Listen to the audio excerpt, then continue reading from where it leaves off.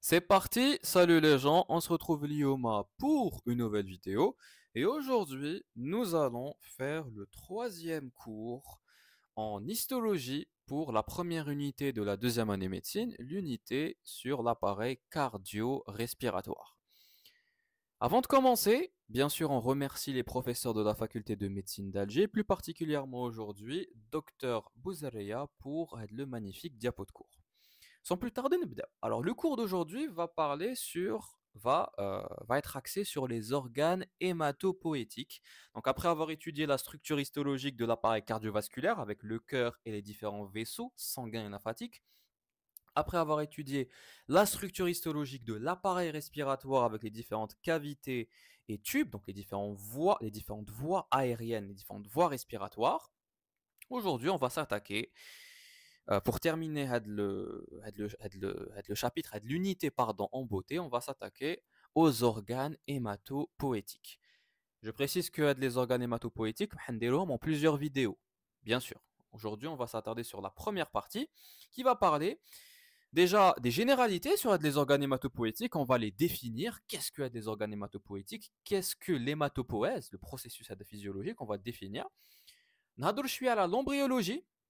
Quelle est l'origine embryologique de ces différents organes? Quels sont les feuillets embryonnaires, la constitution, la structure histologique des organes hématopoïétiques? Et l'hématopoïèse en tant que processus physiologique, où nous les lieux où sera l'hématopoïèse entre la vie intra-utérine, la vie embryonnaire, et la vie en tant qu'adulte. Parce qu'il y a plusieurs choses intéressantes. نهضروا عليها.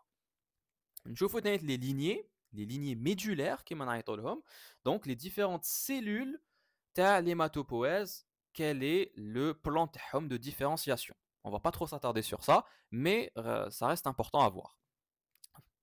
Après cette introduction, on va attaquer l'étude histologique des organes hématopoïétiques.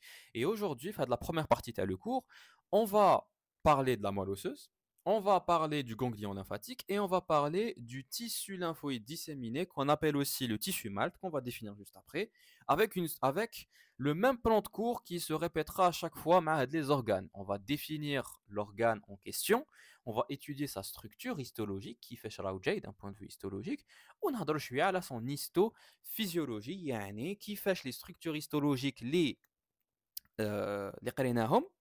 Donc qui fait le بنية تاع les tissus هذوما تساعد وتعاون في الوظيفة تاع هذاك l'organe, في la physiologie et le fonctionnement, la fonction pardon تاع هذاك l'organe. Sans plus tarder, نبداو avec une petite introduction sur les organes hématopoïétiques. Alors, les organes hématopoïétiques, si on veut les définir, on regroupe déjà sont des organes. Donc, مجموعة تاع أنسجة, مجموعة تاع des tissus qui sont eux-mêmes formés par مجموعة تاع des cellules qui vont être bien délimités par une capsule, donc ils vont être bien délimités d'un point de vue structurel et surtout avoir un emplacement topographique désigné. C'est ça la définition d'un organe. مجموعة تاع des tissus, donc du moins tu as des cellules qui vont former des tissus qui vont délimiter une structure particulière et un emplacement topographique, un endroit, مكان معين في l'organisme تاعك. Maintenant, il y a des organes hématopoïétiques. Quelle est la fonction تاعهم الأولى?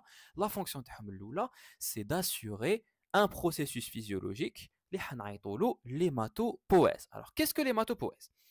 Si on veut définir l'hématopoïèse, c'est juste la fabrication et la différenciation maturation تاع les cellules تاع الدم.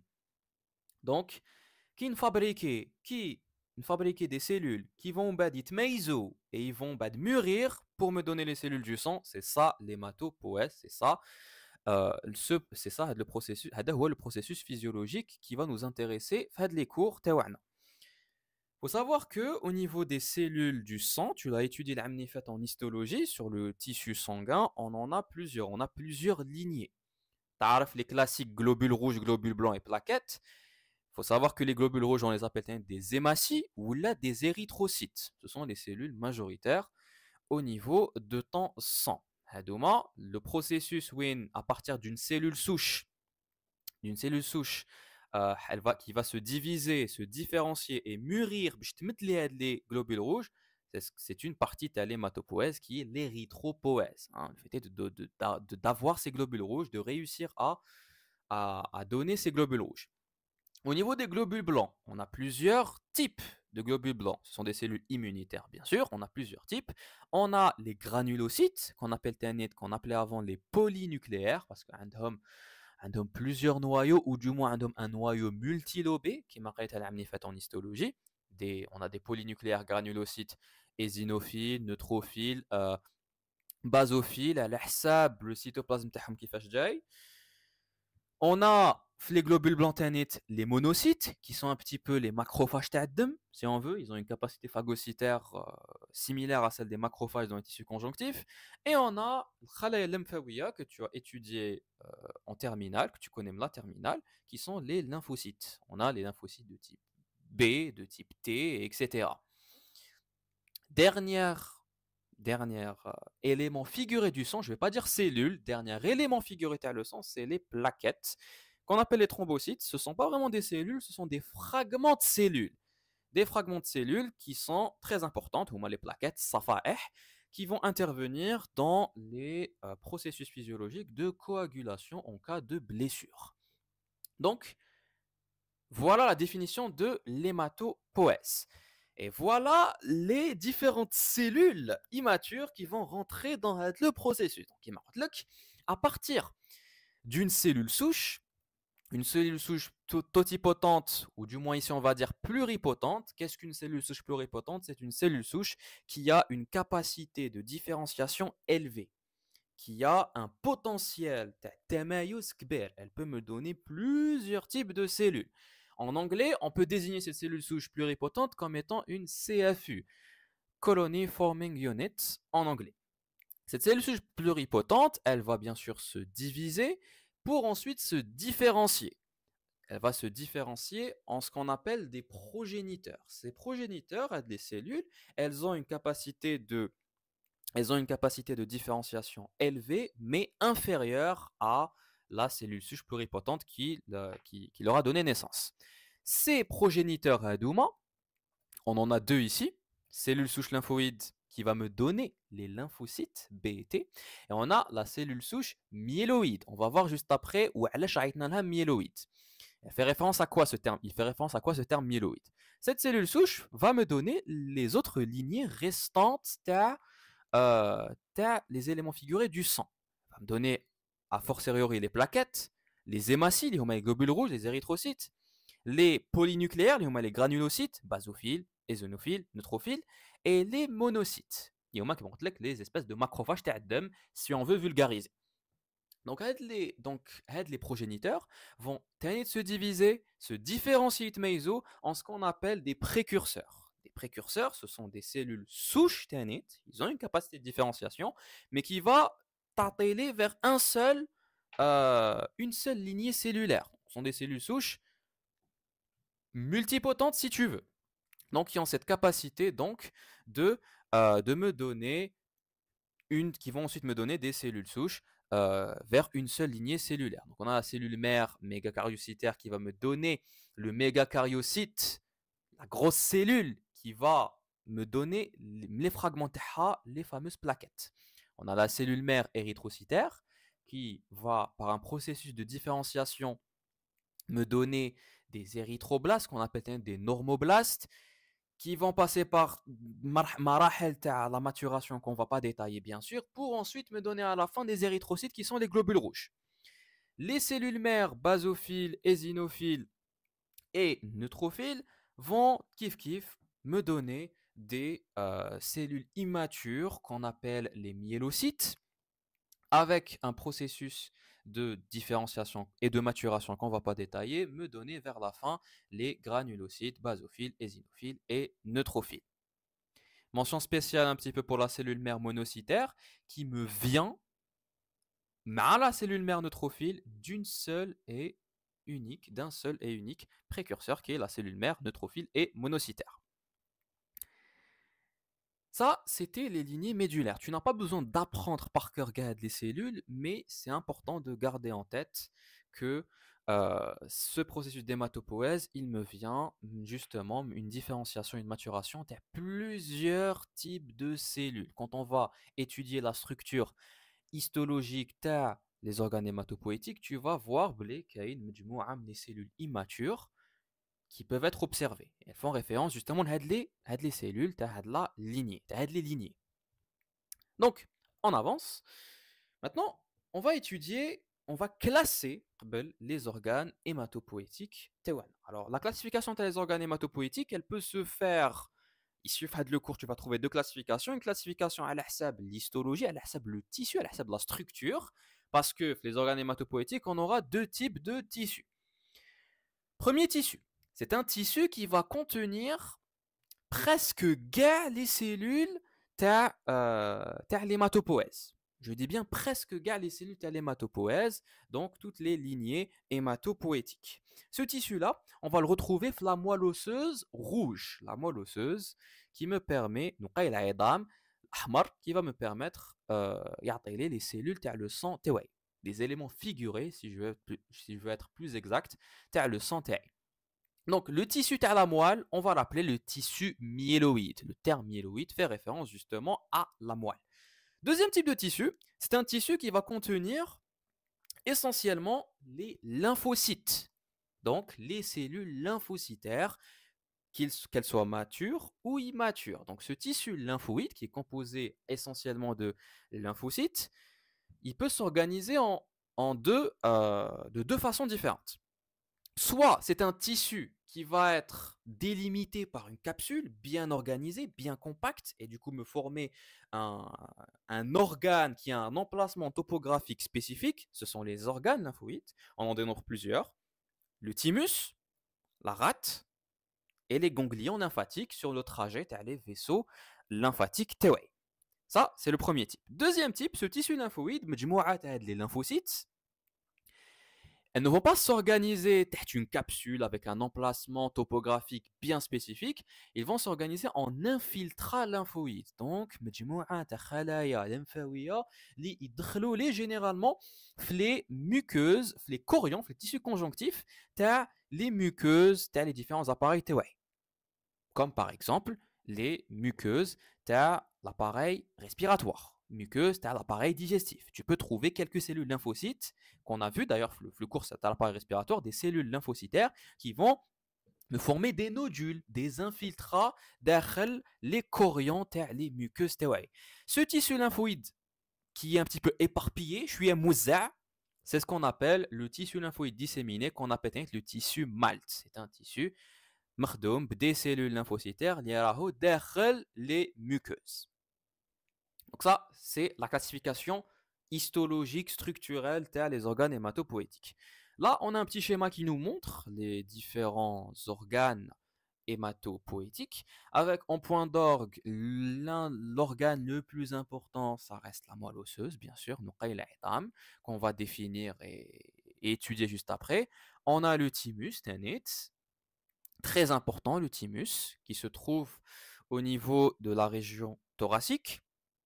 On a la rate, très importante, que tu vas retrouver au niveau de l'hypocondre gauche. On a les ganglions lymphatiques et le tissu lymphoïde disséminé, le tissu MALT, que tu peux retrouver au niveau des muqueuses, soit de l'appareil respiratoire, ou là, au niveau de l'appareil digestif, comme les fameuses plaques de Peyer. Une autre classification des organes hématopoïétiques, c'est une classification fonctionnelle. C'est la classification, il s'améliorera beaucoup plus. Cette classification fonctionnelle, elle va différencier les organes à l'hsab est-ce que tu fabriquer les cellules ou là tu t'améliores ou tu stocker.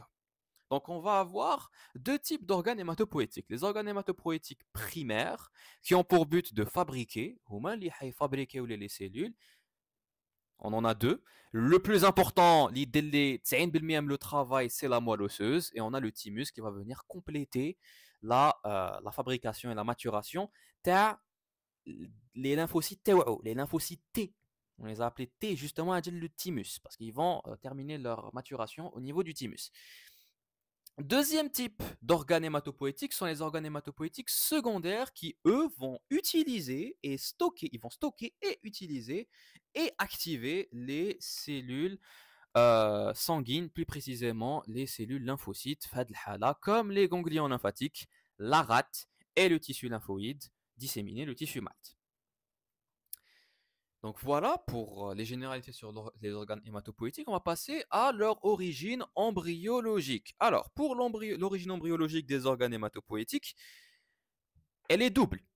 On va dire que les deux feuillets qui vont rentrer dans la constitution et le développement des organes hématopoïétiques qui aiment l'appareil respiratoire, ce sont l'entoblaste et le mésoblaste.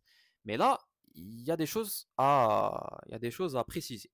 Il faut savoir que le mésoblaste, le feuillet mésoblastique, c'est lui qui va donner naissance à la majorité, au champ des organes hématopoïétiques, à la majorité des structures histologiques des organes hématopoïétiques. Le mésoblast va faire 90% le travail, si tu veux. Il va être l'origine de tous les organes hématopoïétiques, sauf واحد, le thymus, le mésoblast يدخل في la composition تاعو, mais حيكون يجي يعاونو le deuxième feuillet qui est l'entoblaste. L'entoblaste va aider à la formation et au développement de certaines cellules تاع le thymus qu'on va pas trop détailler, ce sont les cellules réticulaires de la trame thymique, de la trame de le thymus, qu'on verra et qu'on comprendra en temps et en heure qui déroule le thymus d'ailleurs. Donc voilà pour l'origine embryologique تاعهم, c'est une origine assez simple à retenir. Maintenant, pour l'hématopoïèse en tant que processus physiologique. لازم تعرف l'hématopoïèse qui est c'est un processus vital pour l'organisme humain, pour le corps تاعك. Tu es en train de fabriquer et de créer les cellules تاع الدم, de renouveler le stock des cellules sanguines. Donc automatiquement, c'est un processus qui a commencé très très tôt le développement embryonnaire. Et tu le sais parce que قريتها العام اللي فات en embryon en première année avec des structures très très très très importantes qui apparaissent à la fin de la troisième semaine du développement embryonnaire. J'ai nommé les îlots de Wolf et de Pander. Donc je te refais un petit rappel embryologique, identite. On avait dit blé à la fin du développement de l'embryon vers la troisième semaine de son développement, du développement embryonnaire, on avait eu l'apparition le mésenchyme extra-embryonnaire, le tissu mésenchymateux extra-embryonnaire, tu as une image, le mésenchyme extra-embryonnaire, aux alentours, à la périphérie de la vésicule vitelline, on avait eu l'apparition des petits îlots, des petites îles, des petits un ensemble de cellules qui se différencient en cellules sanguines primordiales, avec des cellules périphériques qui allaient me former la paroi du futur endothélium, la paroi des futurs vaisseaux sanguins, et des cellules centrales qui se différencient pour me donner des cellules sanguines primordiales.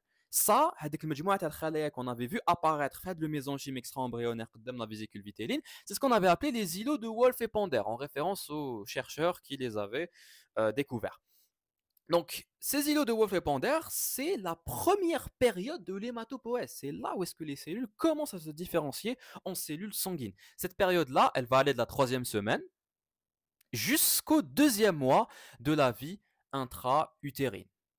Et cette période, on va l'appeler la période mésoblastique, ou là, la période pré-hépatique. Ouais, là, je pré-hépatique parce que justement, la deuxième période qui va venir juste après, du troisième mois jusqu'au huitième mois de la vie intra-utérine, ce sera une période où les cellules sanguines primordiales, les KNO9, le mésenchyme, elles vont migrer vers le foie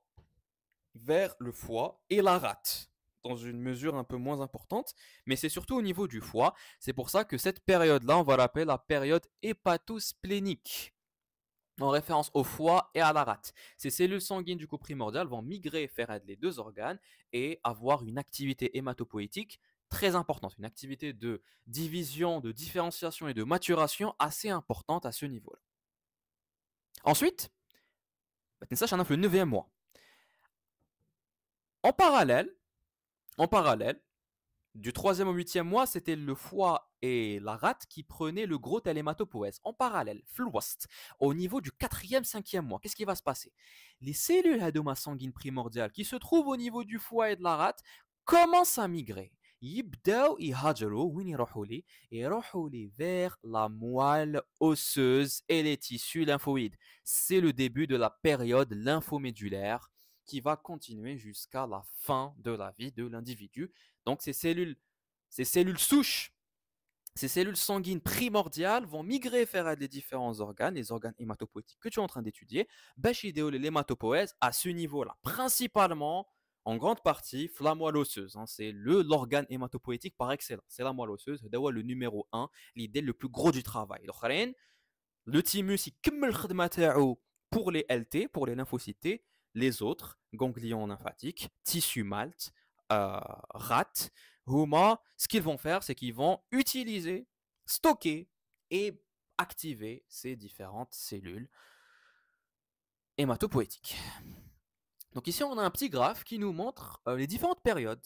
En fait, tu as l'hématopoïèse, les lieux et les périodes à l'hématopoïèse entre la vie, au niveau ici donc du calendrier de la vie embryonnaire, donc du 0 jusqu'au 9e mois. On observe donc les îlots angioformateurs, les îlots de Wolff-Epander qui représentent la période mésoblastique, la période pré-hépatique, va constituer le gros de l'hématopoïèse au début de la vie embryonnaire. On a dit de la 3e semaine jusqu'au 3e mois. Du 3e mois au tallah jusqu'au 8e mois, ce sera le foie, principalement le foie, la rate, qui vont prendre le relais de l'hématopoïèse, de la migration des cellules sanguines primordiales au niveau de ces organes-là. Ensuite, le foie, qui n'est pas les organes hématopoïétiques qu'on va étudier, il a eu une activité hématopoïétique.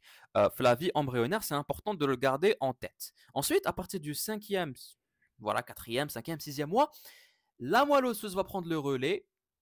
Donc, c'est un processus qui prend du temps, bien sûr. Le fait est de passer d'une période à une autre. La période hépatosplénique se termine officiellement aux alentours du 8e mois, mais la période de la moelle osseuse commence déjà à partir du 5e, 6e mois pour prendre le relais vers la suite, après la naissance. Donc c'était pour l'introduction aux organes hématopoïétiques. Cette diapositive a déjà les différentes cellules à la lignée médulaire. On passe maintenant à l'étude histologique structurale des organes. On va commencer avec la moelle osseuse. Alors, la moelle osseuse, c'est un organe hématopoïétique très important, si ce n'est le plus important les organes hématopoïétiques. On dit que c'est le lieu unique de l'hématopoïèse après la naissance. Lieu unique, ça reste entre guillemets parce que c'est vrai, il fait 90%, il fait 90% من الخدمة تاع les organes hématopoïétiques. C'est منه اللي يبدا كلش. On va retrouver cette moelle osseuse bien sûr dans les os, logique, dans les cavités de l'os spongieux et aussi dans les cavités médulaires, telles les diaphyses des os longs. On trouve la moelle osseuse, bien sûr, les os plats et les os courts. Cette moelle va peser environ entre 2 et 4 kg. Et on observe du coup une différence structurelle à la les moelles, à la l'âge de l'individu. Le jeune enfant, et يبدا يكبر jusqu'à la puberté environ, la moelle osseuse elle va être de couleur rouge. On dit qu'elle c'est une moelle osseuse rouge, hématogène. Parce qu'elle va donner naissance justement aux cellules sanguines. Cette moelle osseuse rouge, elle est présente dans les cavités des os le jeune enfant, et plus il va grandir plus la moelle va être envahie par des adipocytes, des cellules graisseuses, du gras. Et on va appeler cette moelle-là la moelle jaune. C'est la moelle qu'on va retrouver chez l'adulte au niveau des diaphyses désolantes à les adultes. De l'adulte, il y a bien sûr une persistance à la moelle osseuse rouge, parce que sinon tu ne pourrais pas faire l'hématopoïèse, dans les cavités où tu as l'os spongieux. Ensuite, cet adulte-là, plus il va grandir, plus il va vieillir, plus cette moelle jaune, elle va être remplacée par du tissu fibreux. C'est ce qu'on appelle la fibrose. Donc, la moelle va devenir moelle osseuse grise les personnes âgées. Maintenant, ça c'est la définition de la moelle osseuse. Tu dois savoir que la moelle osseuse rouge, c'est elle qui a la fonction, ou du moins qui a l'activité la plus importante. Logique, c'est une moelle qui contient beaucoup de cellules hématopoïétiques ou chouïa les cellules graisseuses, chouïa les adipocytes. La moelle jaune, c'est l'inverse. Il y a moins de cellules hématopoïétiques et plus de cellules graisseuses. La moelle grise, elle est infiltrée par de la fibrose.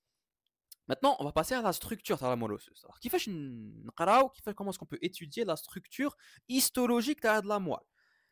Donc on doit ponctionner la moelle. Donc la technique qui est présentée dans le cours, c'est la biopsie ostéo médulaire, ce qu'on va faire, c'est que on va ponctionner la moelle à partir de l'os coxal, donc à partir de la crête iliaque postérieure تاع l'os coxal. ندخلو une aiguille, نجبدو شوية من la moelle et le fragment qu'on va obtenir de cette moelle, c'est ce qu'on appelle la carotte. Alors bien sûr, la moelle, on n'est pas obligé de نجبدوها من la crête iliaque postérieure, on peut نجبدوها من plein d'autres os, par exemple comme le sternum, mais c'est la technique qui a été montrée fait le cours. Ensuite, une fois qu'on a ponctionné cette moelle, donc on a donné ici quelques paramètres, hein, 15 à 30 mm de long, 1,2 jusqu'à 1,5 mm de diamètre, c'est pas si important que ça. Cette carotte, cette portion du coup de moelle osseuse, هنطبقوا عليها la technique histologique pour observer ces constituants au microscope optique. La technique histologique, tu l'as étudiée l'année dernière en cyto, hein, en cyto, le cours à les méthodes d'étude en cytologie. إذا مازال كشافي وين on va fixer l'échantillon تاعنا, on peut le décalcifier lorsque c'est nécessaire.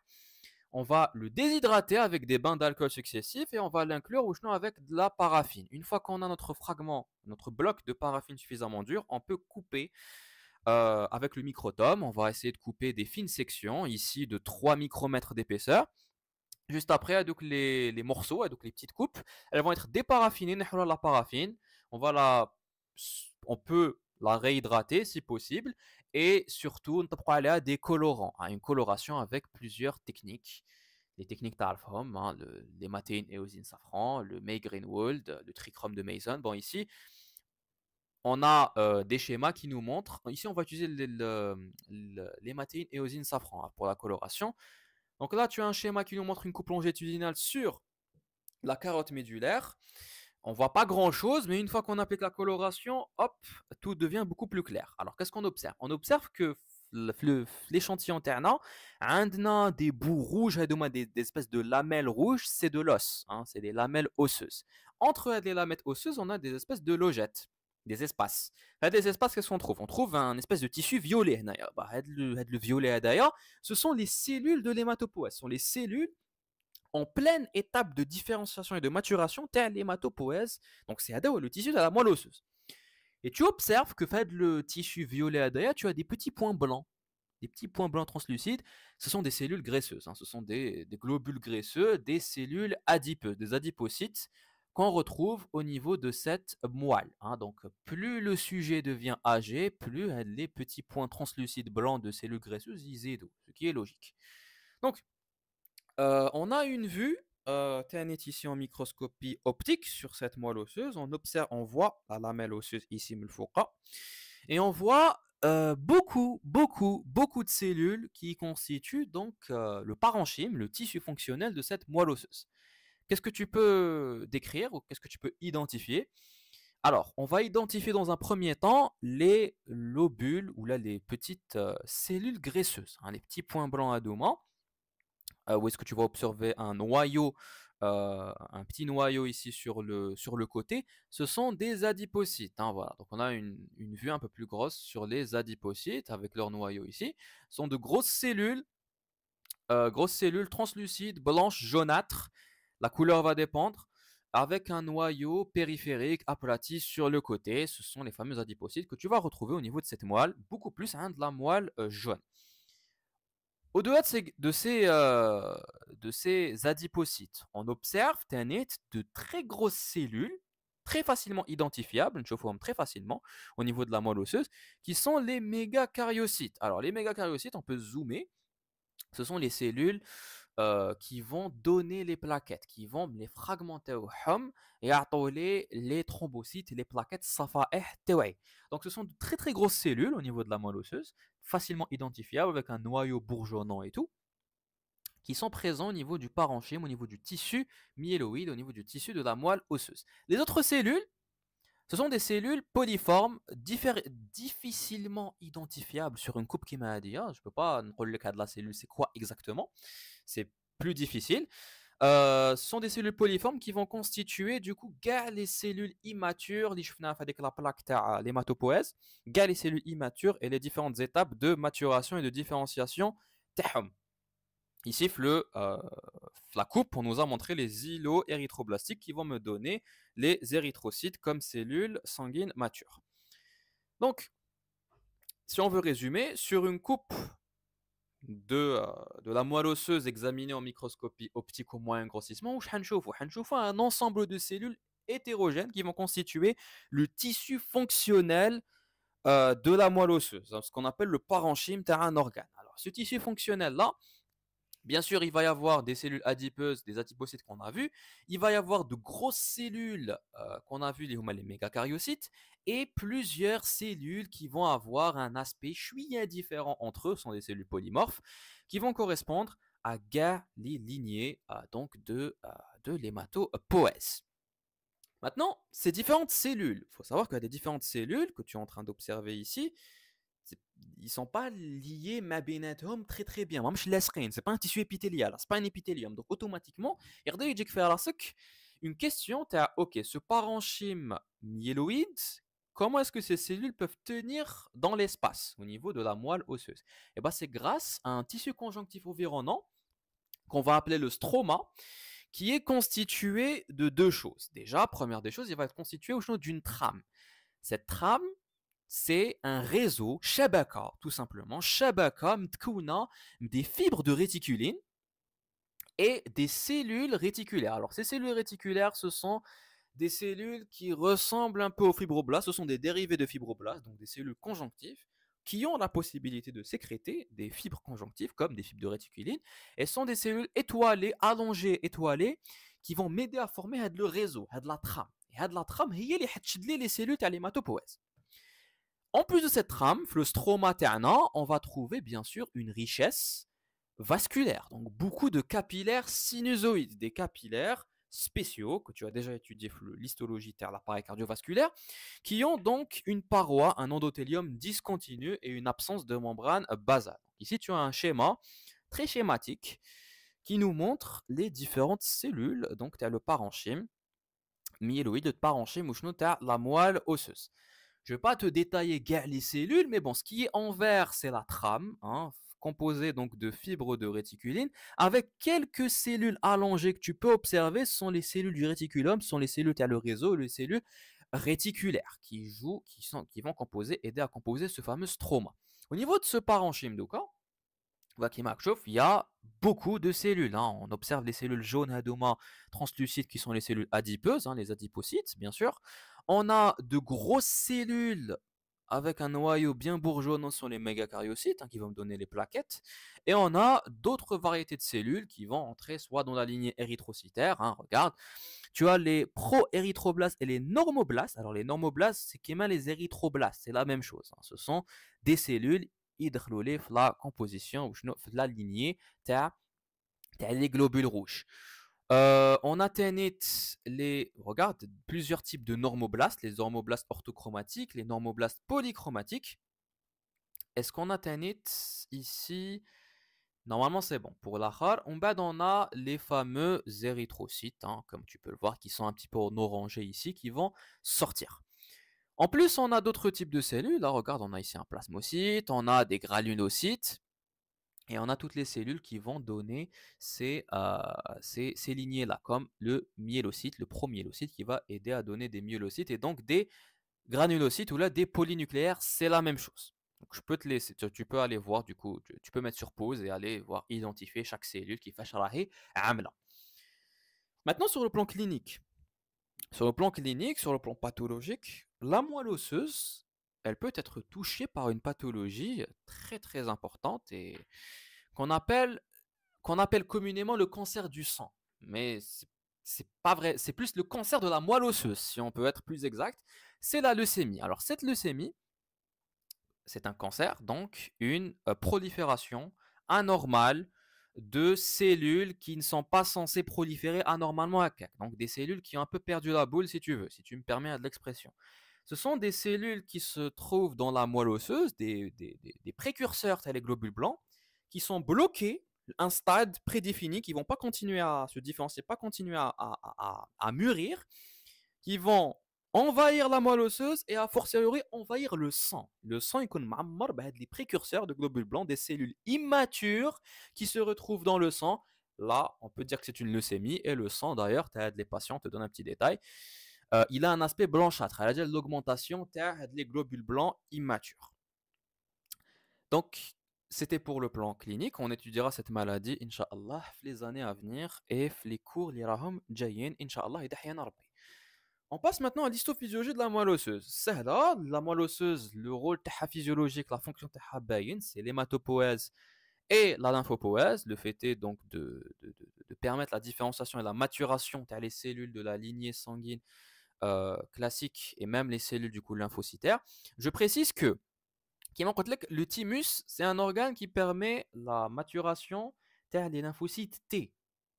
Les lymphocytes B, tu peux me poser comme question les lymphocytes B. Est-ce que la maturation de la moelle osseuse? Oui, les lymphocytes B, la maturation de la moelle osseuse. Si on revient à la lignée médulaire Hadia, le schéma d'ailleurs, les cellules se trouvent. Attends, les cellules se trouvent au niveau de la moelle osseuse, sauf la lignée. Les cellules mères des LT, lymphoblastes T, lymphocytes, sont des cellules que tu vas retrouver au niveau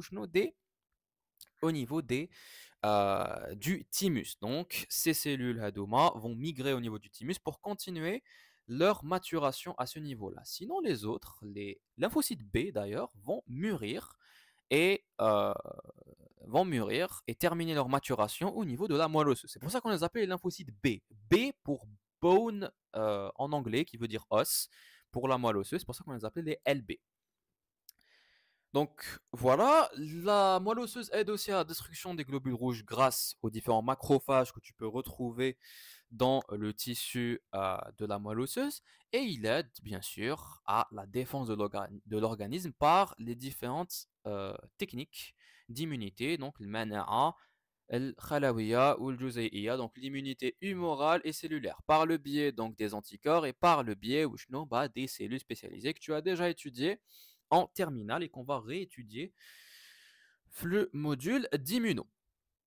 Donc, on passe maintenant au deuxième organe lymphoïde. Oui, au deuxième organe, du coup, hématopoïétique et premier organe lymphoïde, si tu veux, c'est le ganglion lymphatique. Déjà, pour le tissu lymphoïde, on a étudié le tissu myéloïde, maintenant on va voir le tissu lymphoïde. Le tissu lymphoïde, c'est les tissus qui sont composés donc de lymphocytes qui vont se regrouper soit en organes comme le thymus, comme la rate, comme les ganglions lymphatiques, où là, ce tissu-là, lymphoïde, peut du coup se regrouper en infiltrat lymphoïde. Donc, c'est les différentes cellules lymphocytaires qui vont se regrouper en amas, en infiltrats, en nodules lymphoïdes au niveau des muqueuses, comme la plaque de Peyer au niveau de l'intestin grêle, ou alors au niveau de la muqueuse respiratoire ou même de la muqueuse buccale, pharyngée, comme les amygdales. Donc, ce tissu lymphoïde, il est riche. Et on va étudier donc d'abord les organes, puis ensuite le tissu malte. Avant de faire ça, on va quand même faire un petit rappel sur le système lymphatique. Alors, le système lymphatique, c'est le مجموع تاع les vaisseaux lymphatiques qui vont circuler, qui vont naître à partir des tissus par le biais donc des capillaires lymphatiques, du réseau capillaire que tu vas retrouver au niveau des tissus, qui vont ensuite se développer pour me donner des vaisseaux lymphatiques, des troncs collecteurs qui vont passer par différents ganglions lymphatiques. Et ces différents ganglions peuvent passer par les fameux organes. C'est ça ce qu'on appelle le système lymphatique qui va me constituer ce qu'on appelle un circuit. Ce circuit d'ailleurs, il est très important au niveau de ton corps d'un point de vue physiologique ou à l'âge. Parce que les tissus, tu n'es pas sans savoir que les tissus floccortéaques qui sont nourris justement par le système vasculaire. Le réseau capillaire artériel et veineux, le réseau capillaire sanguin intérieur, va distribuer les nutriments et l'oxygène par l'éjection, si tu veux, du plasma. Ce plasma d'ailleurs, qui va devenir liquide interstitiel au niveau des tissus, va être récolté. Une partie va être récoltée par le réseau capillaire du côté veineux, mais une partie va stagner au niveau des tissus. Cette partie-là du plasma qui devient liquide interstitiel va être récoltée par le réseau capillaire lymphatique, ce qui va devenir donc la lymphe. Cette lymphe-là va circuler dans des vaisseaux, dans des troncs collecteurs lymphatiques, pour passer par les ganglions lymphatiques, où cette lymphe va être épurée de tout microbe ou tout pathogène qui risquait de passer par là. Ensuite, cette lymphe va revenir au système veineux, car en réalité, la lymphe, c'est du liquide interstitiel qui lui-même n'est rien d'autre que du plasma sanguin, si tu veux. Voilà, donc ici on a des images qui nous montrent du coup la structure des capillaires, des capillaires lymphatiques qui naissent à partir des tissus. Et là, on va entrer dans le vif du sujet en parlant justement de l'organisation du tissu lymphoïde. Maintenant, le tissu lymphoïde qui manque soit il va s'organiser en organes, soit il va s'organiser en infiltrats, ou du moins en des cellules un peu éparpillées, qui sont du coup les lymphocytes T. Ces lymphocytes hadouma, si elles restent éparpillées, il y a un gros espace entre eux, on parle d'infiltrats lymphoïdes. C'est juste des amas de lymphocytes. Il n'y a pas de limite précise, il n'y a pas une structure bien définie. Par contre, si les lymphocytes commencent à former une masse, à former une boule bien définie, bien limitée, on parle ici de nodules lymphoïdes ou là de follicules lymphoïdes. Ce nodule lymphoïde, il peut, si tous les lymphocytes restent naïfs, comme on dit, restent désactivés, il sera au repos, sans aucune différence entre la périphérie et le centre, on parle de nodule lymphoïde primaire. À l'instant où le nodule lymphoïde commence à avoir une zone périphérique limitée et un centre activé, on parle de nodule lymphoïde secondaire. Ce nodule lymphoïde secondaire présente, comme tu peux le voir, des lymphocytes activés au centre. Donc, on a une zone centrale qu'on appelle la zone germinative, le centre germinatif de Fleming, et une zone qu'on va appeler la zone parafolliculaire, qui est la zone périphérique de ce nodule, qu'on appelle tenit le manteau, le nodule lymphoïde. On a une image en microscope, donc une image réelle au microscope optique avec un grossissement moyen. Oui, on peut voir un nodule lymphoïde. Est-ce que c'est un nodule lymphoïde secondaire ou la primaire? C'est un follicule ou un nodule lymphoïde secondaire. Pourquoi? Parce qu'on observe une délimitation claire entre la partie externe, la partie périphérique qu'on appelle le manteau, c'est pour ça qu'on a ici écrit MA, donc c'est la zone périfolliculaire, et la zone centrale qui est le centre germinatif de Fleming qu'on a à G. Ce centre germinatif de Fleming va contenir donc des lymphocytes activés, généralement des LB activés en plasmocytes, et je peux même trouver quelques macrophages qui se baladent derrière. Ce nodule il a été pris dans une coupe histologique au niveau d'un organe, visiblement, parce qu'à l'extérieur, on observe du coup la présence d'un stroma, d'un tissu conjonctif de soutien qui est à l'extérieur, avec des R, donc des cellules réticulaires qui sont présentes en arrière. Maintenant qu'on a parlé sur les généralités du système lymphatique et du tissu lymphoïde, on va entrer avec l'étude le ganglion lymphatique. Alors, le ganglion lymphatique, c'est un petit organe de forme arrondie ovoïde, organe lymphoïde secondaire bien sûr, qui mesure entre 0,5 à 1 cm à l'état normal. Mais à l'état pathologique, où est-ce qu'il commence à gonfler? Il est délimité par une capsule où on peut décrire une région convexe où il va recevoir plusieurs vaisseaux lymphatiques afférents, sont des vaisseaux qui vont rentrer vers le ganglion, et une région concave où un seul vaisseau lymphatique va sortir, c'est le vaisseau lymphatique efférent, et cette zone-là, on va l'appeler le île le ganglion T. Une autre image qui nous montre en fait la structure de ce ganglion lymphatique avec plusieurs vaisseaux lymphatiques afférents qui rentrent, qui ramènent la lymphe derrière le ganglion pour que cette lymphe ressorte par un seul vaisseau, c'est le vaisseau efférent. Et au niveau du île, On a la présence la venue d'une seule artère, une artère ganglionnaire, et la sortie d'une seule veine, la veine ganglionnaire au niveau du île, de la zone concave, c'est un autre ganglion lymphatique. Maintenant, on va étudier la structure plus précisément. Alors, au niveau de la structure du ganglion lymphatique, c'est un organe lymphoïde, organe hématopoïétique, donc il est composé de quoi? Qui dit organe dit automatiquement, presque daimon automatiquement, une capsule. Donc il a une capsule d'enveloppe fibroélastique qui va venir et refléter l'intérieur tel le tissu ganglionnaire. Cette capsule d'enveloppe fibroélastique, elle est composée donc bien sûr d'un tissu conjonctif riche en fibres conjonctives. Généralement, ce sont des fibres élastiques. La capsule est même entourée d'un peu de tissu adipeux, important à garder en tête. Et cette capsule, on va voir des images, elle va émettre des travées d'air. Donc elle va laisser au chenou des petits traits d'air. C'est ce qu'on appelle du coup les travées de la capsule conjonctive terne. Ensuite, derrière la capsule, qu'est-ce qu'on va trouver? On va trouver le tissu ganglionnaire fonctionnel qu'on va appeler donc le parenchyme ganglionnaire. Alors ce parenchyme ganglionnaire, il est représenté donc par deux zones. Est-ce qu'on commence par le schéma ou là par la vue histologique? On va commencer par le schéma parce que c'est un peu mieux si on a une vue. Ou là finalement on va aller directement sur la vue histologique, c'est mieux. On a deux zones. Tu peux observer sur cette coupe histologique deux zones. Une zone centrale qu'on va appeler la zone médulaire, donc c'est le centre, tu as le ganglion TI, et une zone périphérique qu'on va appeler le cortex. Le cortex, tu as le ganglion TI. Le cortex, du coup, tu as le parenchyme ganglionnaire TI. Au niveau de ce cortex, on a deux parties.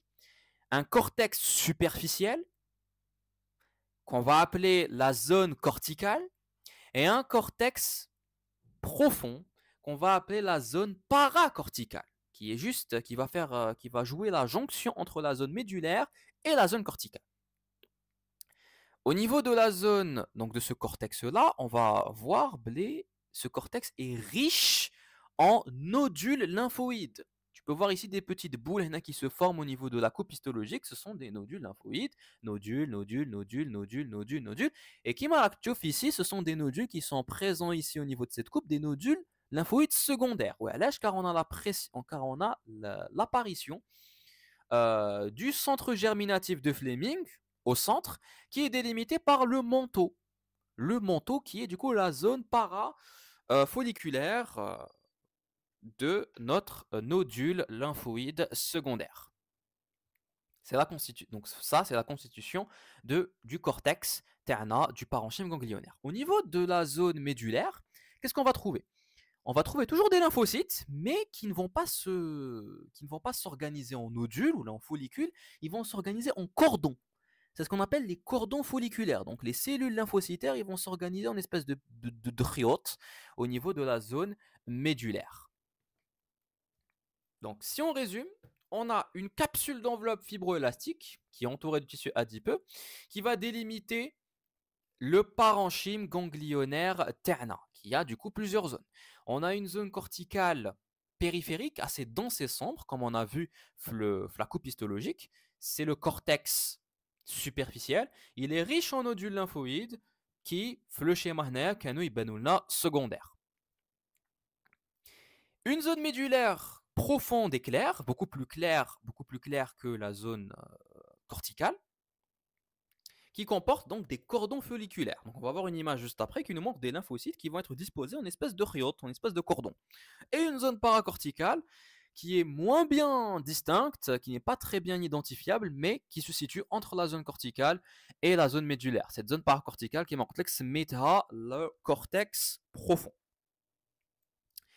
Il faut savoir que au niveau de la moelle osseuse, ce tissu lymphoïde, les hémicones, donc ces différentes cellules, ces différents lymphocytes avec des macrophages qui tournent les hémicono-mjdoudines, si tu veux, par un tissu conjonctif, par un stroma. Ce stroma, c'est ce qu'on va appeler la trame de notre ganglion lymphatique. Donc cette trame, elle va être composée de deux choses. Elle va être composée, qui m'a la moelle osseuse, des fibres de réticuline avec des cellules réticulaires. C'est ce qui va composer la trame, le shabaka ternin, le réseau ternin, qui, qui va de la capsule aux différentes logettes تاع le ganglion ternin. C'est grâce à ça qu'il قادر du coup نشد les cellules l'espace qui leur est délimité. Là, on a un schéma qui nous montre donc envers les fibres de réticuline, là on a même des petits lymphocytes, et en bleu, les cellules réticulaires. Les cellules réticulaires, ce sont des espèces de fibroblastes bis, des dérivés de fibroblastes, donc des cellules conjonctives étoilées qui ont du coup cet aspect qui permettent donc de former le fameux réseau, la fameuse trame ganglionnaire. Ici, on a une vue en coupe histologique sur la cellule réticulaire. Qui marque c'est une cellule étoilée, qui a du coup plusieurs expansions cytoplasmiques. On a un autre schéma, un schéma qui nous montre une coupe sur un ganglion lymphatique, coupe longitudinale, où on observe la capsule qui va entourer le parenchyme ganglionnaire. Cette capsule, elle va émettre des travées conjonctifs.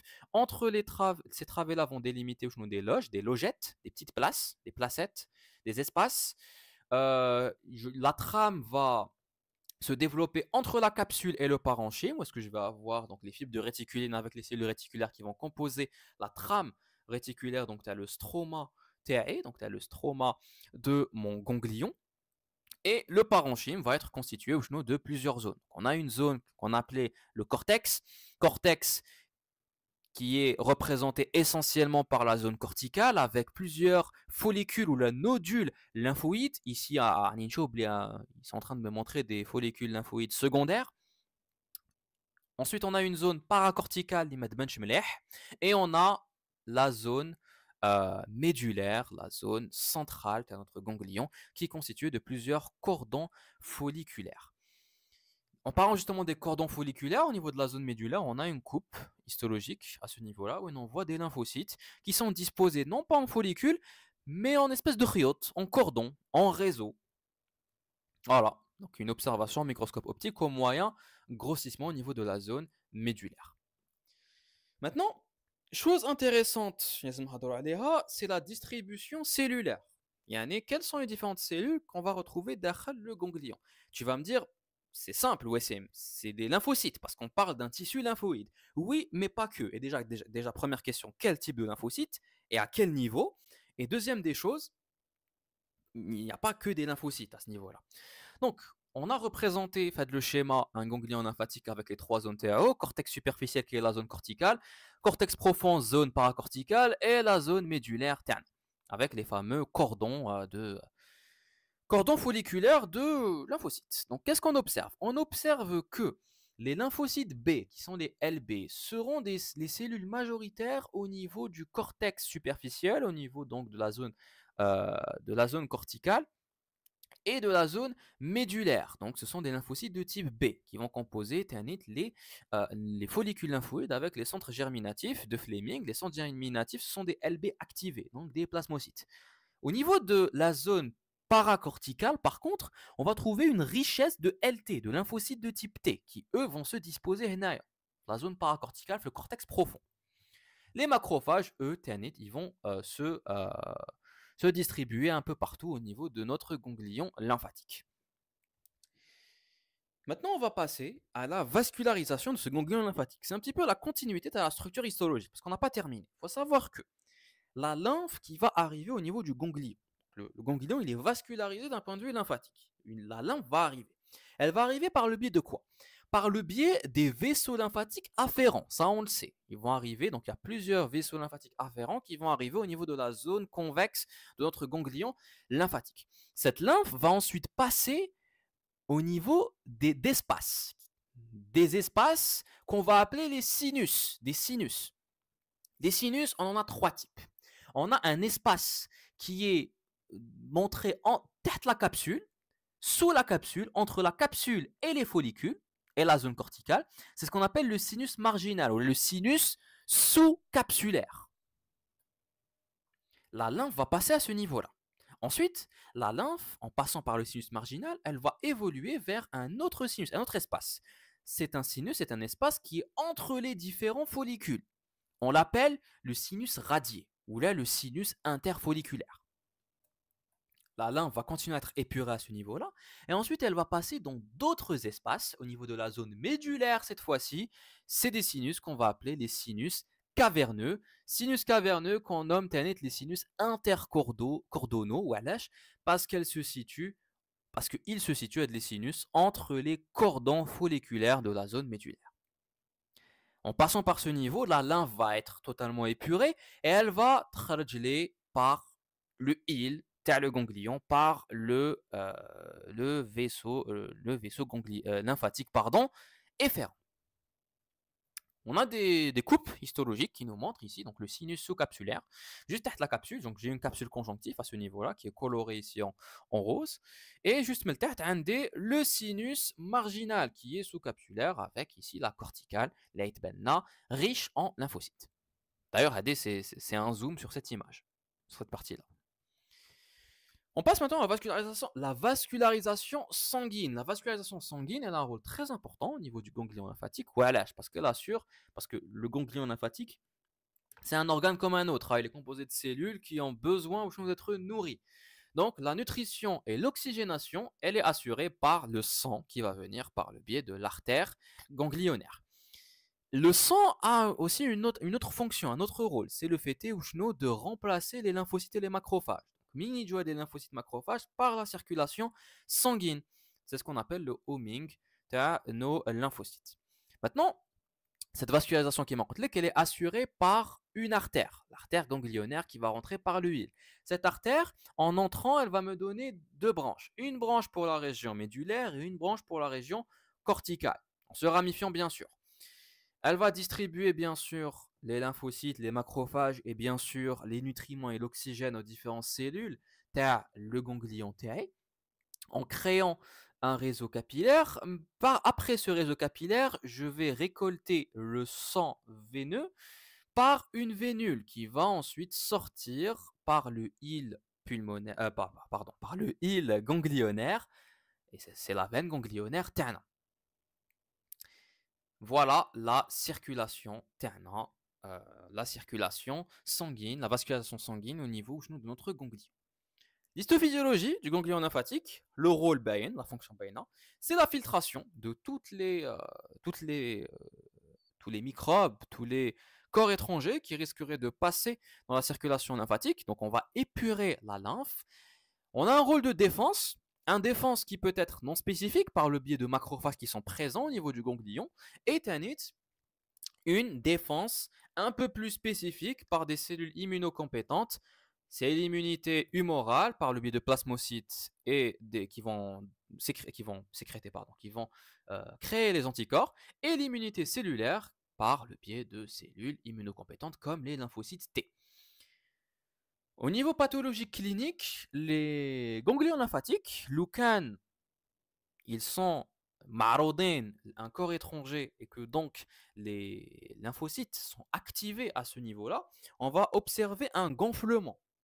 Les ganglions, ils doivent être gonflés. C'est ce qu'on appelle l'hypertrophie ganglionnaire. Donc, l'hypertrophie, le fait est d'augmenter le volume de le ganglion. Cette hypertrophie on lui a donné un nom, c'est l'adénopathie. Une adénopathie, c'est le fait d'avoir un ganglion qui a gonflé, généralement soit à la gel, une stimulation antigénique locale ou la générale, donc en cas d'infection ou autre, en cas d'accumulation de cellules pathologiques, ou là, ça peut arriver en cas de cancer, de réaction tumorale. Et les cancers à ce niveau-là, au niveau du système lymphatique, au niveau des ganglions lymphatiques, c'est ce qu'on appelle du coup les lymphomes. On termine notre cours avec le tissu lymphoïde disséminé, le tissu MALT. Il faut savoir que l'appareil respiratoire, les muqueuses de l'organisme qui sont au milieu extérieur, qui sont les voies respiratoires, et les voies digestives supérieures. Donc automatiquement, pour protéger des différentes voies, des voies aériennes, les voies digestives, on est obligé d'avoir dans les muqueuses, dans les chorions, dans les tissus conjonctifs, les muqueuses des cellules lymphocytes. Donc ces cellules lymphocytaires adoma, elles vont s'organiser en nodules, en follicules, et ils vont me donner un espèce de tissu lymphoïde un peu éparpillé qui, associé aux muqueuses, c'est le tissu MALT. Ce tissu malt, on le retrouve dans plusieurs endroits. On peut le retrouver au niveau des végétations, au niveau respiratoire, au niveau des amygdales. Les amygdales, d'ailleurs, on va les voir juste après, ce ne sont pas des organes. C'est juste un tissu lymphoïde sous-jacent au niveau du chorion qui se trouve, qui va avoir une forme particulière. On trouve ce tissu lymphoïde au niveau des bronches, on peut le trouver au niveau des bronches, on peut le trouver au niveau de l'appareil digestif, les plaques de Peyer, bien connues au niveau de l'intestin, et même au niveau de l'appareil urogénital. Donc les muqueuses, tel le cortex, qui sont en relation avec le milieu extérieur. Ici, on a deux images de vue qui nous montrent les fameuses amygdales. Les amygdales, on en a beaucoup. On a des amygdales qui sont en relation du coup avec la langue, ce sont les amygdales linguales. Les amygdales palatines, les plus connues, qu'on peut observer ici sur une vue, tu as une bouche ouverte, elles sont bien enflées. On a des amygdales au niveau du pharynx, donc les amygdales pharyngées et même les amygdales tubaires qui sont présentes au niveau de cette image. Ça, c'est une représentation schématique. Tu as le pharynx terne. Donc, si on fait une coupe sur une amygdale palatine, par exemple, qu'est-ce qu'on va observer? Bien sûr, l'amygdale palatine, elle fait partie d'une muqueuse. La muqueuse au niveau de la cavité buccale et au niveau du pharynx. Qu'est-ce qu'on va observer? On va observer un épithélium qui va reposer sur un tissu conjonctif sous-jacent qui est du coup un chorion. L'épithélium, d'ailleurs, il va reposer sur le chorion. Et ce chorion ADA, qu'est-ce qu'on observe? On observe la présence de nodules lymphoïdes. Des nodules lymphoïdes faisant référence donc à ce fameux tissu malt éparpillé derrière du coup la muqueuse. Ici, on a des vues, des coupes histologiques en microscopie optique avec une coloration animatéine éosine sur l'œsophage. On observe du coup un follicule lymphoïde qui fait référence au tissu malt terne. Kif kif au niveau des plaques de Peyer, ici au niveau de l'appendice, on a des nodules lymphoïdes secondaire, bravo, voilà, parce qu'on observe du coup les centres germinatifs de Fleming qui sont entourés par le manteau ternant. Au niveau du grand intestin, c'est la même chose, on a la présence d'un follicule clos à ce niveau-là. Et on a terminé notre cours ternant. J'espère que le cours a comme, j'espère que fahmtou. On se retrouve une prochaine fois, Inch'Allah, pour une prochaine vidéo. Portez-vous bien près à la khair. Wassalamu alaikum wa rahmatullah.